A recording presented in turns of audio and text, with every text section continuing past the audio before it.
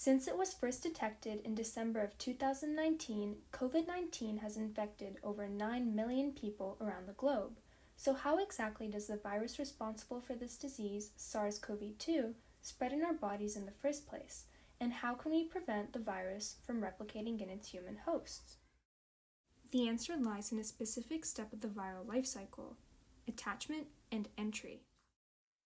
SARS-CoV-2 belongs to a family of viruses known as coronaviridie, or coronaviruses.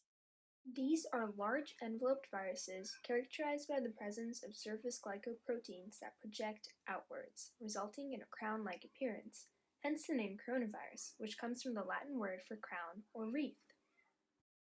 These surface proteins, called spike or S proteins, are crucial to coronavirus's replication.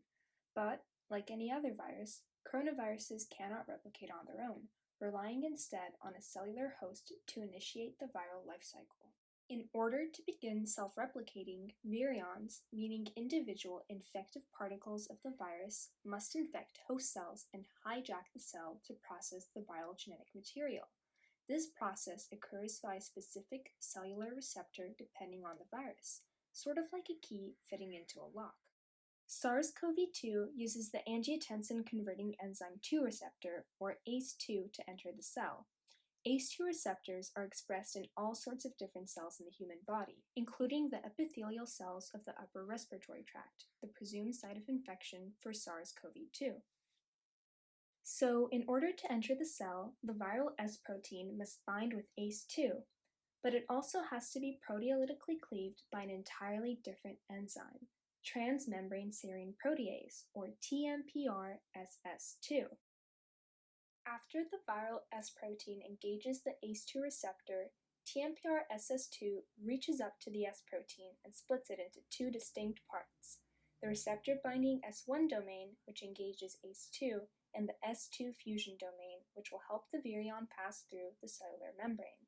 Once the S protein is cleaved this way, the S2 domain of the protein is activated, and the virion is granted entry into the cell.